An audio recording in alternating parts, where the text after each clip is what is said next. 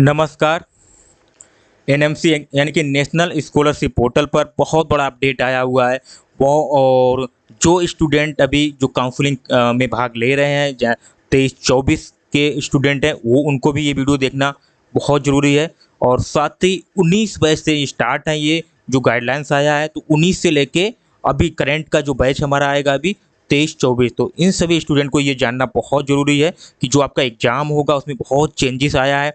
और जैसे कि मैं एग्जांपल में आपको बता देता हूं, जो कि आप वीडियो को कंप्लीट जरूर देखिएगा। जैसे कि अभी आप जानते हैं कि आपको जब आप एग्जाम तब देते हैं तो एग्जाम में जब आपका रिजल्ट आता है, अगर आप पास नहीं हो पाते हैं तो आपको ग्रेस मिलता है। तो ग्रेस लग के आप पास हो सकते हैं, जो कि 5 नंबर का ग्रेस लगता है।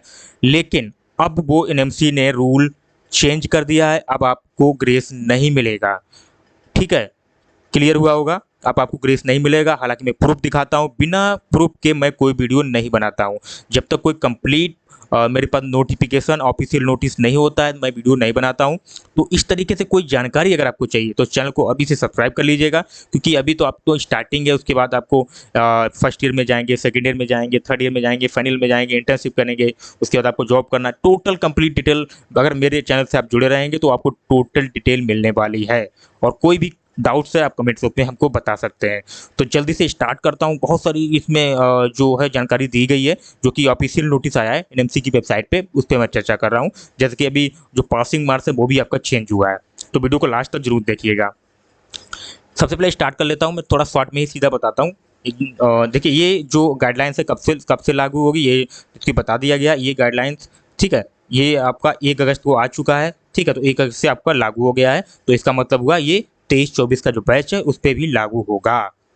और ये गाइडलाइन कब से लागू होगा ये भी देखिए। ये गाइडलाइन लाइन मतलब इसको किस बैच से लागू होगा, तो ये सिंपल यहाँ पे आप देख सकते हैं, कोर्स 2019 बैच, यानी 2019 बैच से ये गाइडलाइंस जो है लागू हो गया। यानी कि 19 बच्चों के जो बच्चे हैं उनको भी ये जानना बहुत ज़रूरी है, जिनका अभी शायद फाइनल पार्ट 1 का एग्जाम हो भी चुका है, रिजल्ट भी आ चुका है, लेकिन फिर भी उनको ये जानना जरूरी है कि क्या क्या इसमें चेंजेस हुआ है। ठीक है, बाकी ये तो सबको पता होगा, इसमें कोई इशू नहीं है। लेस देन 75% आपका जो थ्योरी अटेंडेंस होना चाहिए और 80% प्रैक्टिकल में अटेंडेंस होना चाहिए। बाकी आप स्क्रीनशॉट में देख के पढ़ सकते हैं, अच्छे से समझ सकते हैं। अगर कोई कन्फ्यूजन है तो आप हमको कमेंट बॉक्स में बता सकते हैं, जिसका मैं इवनिंग तक या तो रिप्लाई दे दूंगा। रिप्लाई नहीं देता हूं तो मैं आपको नेक्स्ट डे वीडियो बना के प्रोवाइड कराऊंगा, इससे भी बेहतर। तो लेकिन जल्दी से आप लोग चैनल सब्सक्राइब कर लीजिएगा। और ये एमबीबीएस की कोर्स की बात हो रही है, ठीक है, जो कि मैं आपको बता दूं एमबीबीएस कोर्स की बात हो रही है। ठीक है, ये एमबीबीएस के लिए ही है, बाकी अदर कोर्स के लिए भी मैं वीडियो बनाऊंगा इसी तरीके के। ठीक है, तो जैसे कि आप देख पा रहे हो, बाकी यहाँ पे जो इंपॉर्टेंट पॉइंट है वो आपको, जो कि अभी से आपको जानना बहुत जरूरी है। ये तो आपको पता ही है कि आपका 4.5 साल होता है कोर्स। ठीक है, अब अब यहाँ पे आपको ध्यान देना है, ये इंपॉर्टेंट पॉइंट है यहाँ पे how are the 4 year count for first year MBBS student. अब यहाँ पे आप समझिए, देखिए ये यहाँ पे क्वेरी आया कि जो आपका 4 अटेम्प्ट है वो कैसे काउंट होगा, कैसे आपको वो काउंट किया जाएगा। तो उसमें देखिए क्या करना है कि मोर देन 4 अटेम्प्ट आपको क्या है, 4 अटेम्प्ट में आपको फर्स्ट प्रोफेशनल एग्जामिनेशन में पास कर लेना है। और इन दिस 4 ईयर भी इनमें जो कि लिखा हुआ है। और साथ ही इसमें क्या है, 4 अटेम्प्ट के बाद आपको जिसमें इंक्लूड सप्लीमेंट्री एग्जामिनेशन है कि सप्लीमेंट्री एग्जामिनेशन भी इसमें इंक्लूड है। तो आपको फर्स्ट प्रोफेशनल एग्जामिनेशन जो है आपका 4 अटेम्प्ट में आपको पास कर लेना है, नहीं तो आपको ये एमबीबीएस कंप्लीट करने का अनुमति नहीं दिया जाएगा। ये आपको समझना है, जानना है। तो इस तरीके से अगर आपको जानकारी चाहिए तो आप अभी से चैनल को सब्सक्राइब कर लीजिए। और 4.5 क्या 5.5 साल तक मैं आपके साथ जुड़ा रहूँगा। साथ ही अगर आप जॉब पे जाएंगे एमबीबीएस की तो उसके लिए भी मैं जानकारी आपको प्रोवाइड कराऊंगा। ठीक है, ये क्लियर हुआ होगा। कोई भी डाउट मुझे नहीं लगता इसमें होगा, और आप पढ़ के समझ भी सकते हैं। कोई नोटिफिकेशन देखिए चेंज होता रहता है, तो इसको अगर जैसे कोई चेंजेस आता है तो मैं वो उसका भी वीडियो आपको प्रोवाइड कराऊंगा। ठीक है, अब आगे बढ़ता हूँ।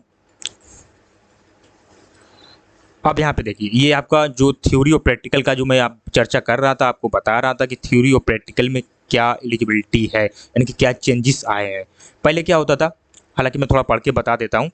What will the mark required for theory examination for passing in the annual examination if there 2 paper for given subject. यानी थ्योरी परीक्षा में पास होने के लिए कितने अंक जो है होने चाहिए। ठीक है, और ये 2 पेपर है तब क्या हो, तब कितने अंक होने चाहिए, ठीक है।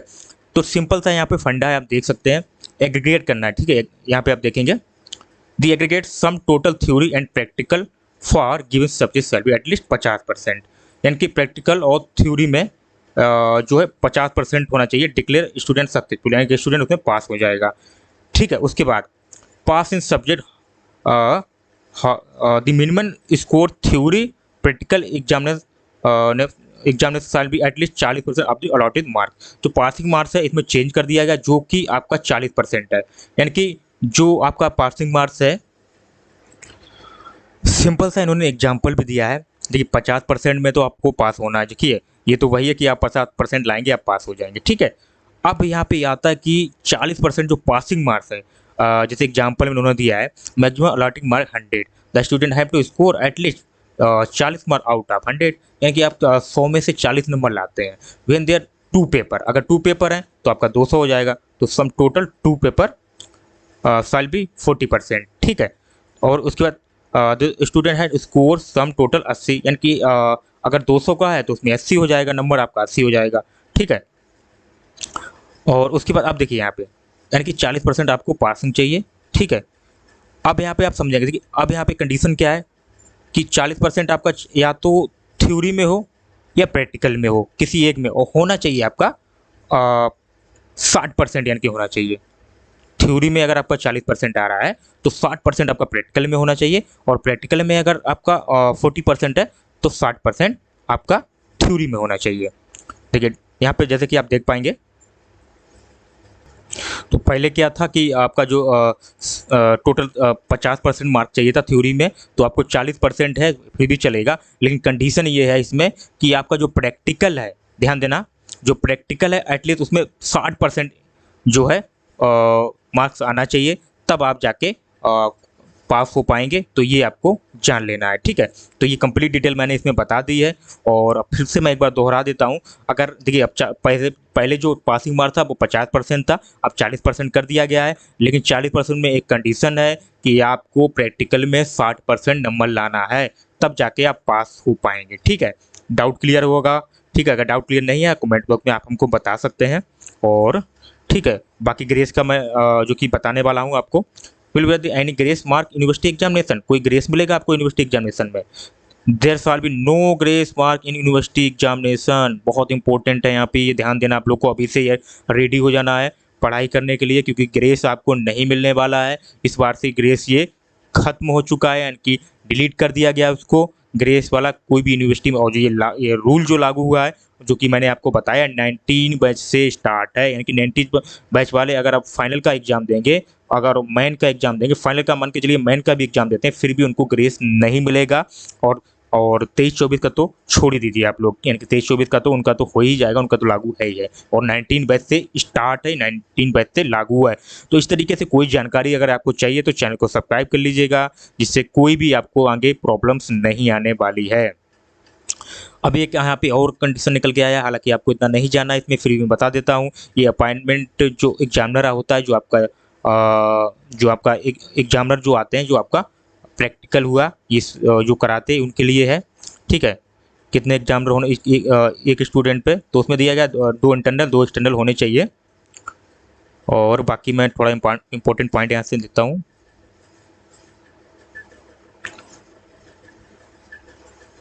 अब यहाँ पे पढ़ेंगे थोड़ा, ये है, हालांकि आप फिर भी जान लीजिए। नॉन मेडिको, यानी कि जो नॉन मेडिको का मतलब हुआ जैसे कि जो एमबीबीएस नहीं करे हुए हैं लेकिन आपके टीचर हैं, एमबीबीएस स्टूडेंट को पढ़ाते हैं, और विदाउट जो एमबीबीएस नहीं किए हैं, एमडी नहीं किए, एमएस नहीं किए हैं, तो वो क्या है, कैन बी अपॉइंटेड एग्जामिनर, तो वो एग्जामिनर नहीं बन सकते। एग्जामिनर के लिए अपॉइंटमेंट उनका नहीं होगा, जो कि अभी तक चल रहा था। अभी करंट में आप देखेंगे, अभी तक वो एग्जामिनर थे, लेकिन अभी ये गाइडलाइंस जो आया इनमें एनएमसी ने, जो एमएससी वाले जो पढ़ाते हैं आपको, एमएससी जैसे एमएससी बायोकेमिस्ट्री हो गया, एमएससी एनाटोमी हो गया, एमएससी माइक्रोबायोलॉजी हो गया, एमएससी फार्माकोलॉजी हो गया, तो इस तरीके से आपको डिटेल चाहिए तो अभी मैं आपको बोल रहा हूँ, चैनल को सब्सक्राइब कर लीजिएगा। तो ये लोग बोलते हैं जो नॉन मेडिको होते हैं, ठीक है, और एमएससी पीएचडी भी करते हैं ये लोग, तो ये पढ़ाते हैं, आपको मिलेंगे जब आपका एडमिशन होगा तो आपको ये लोग भी मिलेंगे। तो उनके लिए तो वो क्या करेंगे, वो एग्जामिनर नहीं बन सकते हैं, इसमें लिखा है ओनली एमबीबीएस फैकल्टी ही रहेगी, जो कि अपॉइंटमेंट होगा उन्हीं का एग्जामिनर में, ठीक है। तो ये उनके लिए है जो कि आपको भी नॉलेज में जानना बहुत ज़रूरी है, ठीक है।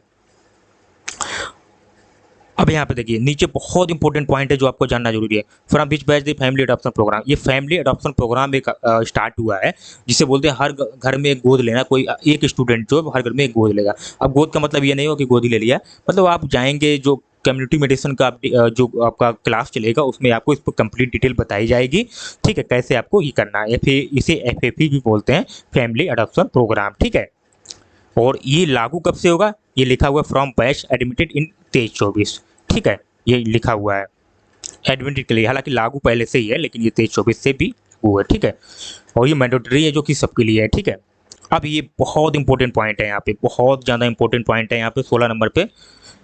यहाँ पे देखिए whether a student can take a transfer migration from one medical college to another medical college, यानी कि कोई स्टूडेंट अगर एडमिशन ले लेता है और वो अब चाह रहा कि उस मेडिकल कॉलेज से मैं दूसरे मेडिकल कॉलेज में ट्रांसफर करा लूँ, मतलब इसमें आप पढ़ रहे हैं और दूसरे मेडिकल कॉलेज में ट्रांसफर करना चाह रहे हैं। जब एडमिशन आप ले चुके हैं तब एक मेडिकल कॉलेज से दूसरे मेडिकल में आप जाना चाह रहे हैं, तब क्या होगा, नो, यहाँ पे लिखा है सो नो स्टूडेंट वन डिग्नेड medical institute shall be allowed to seek transfer migration any other medical institution under any corruption.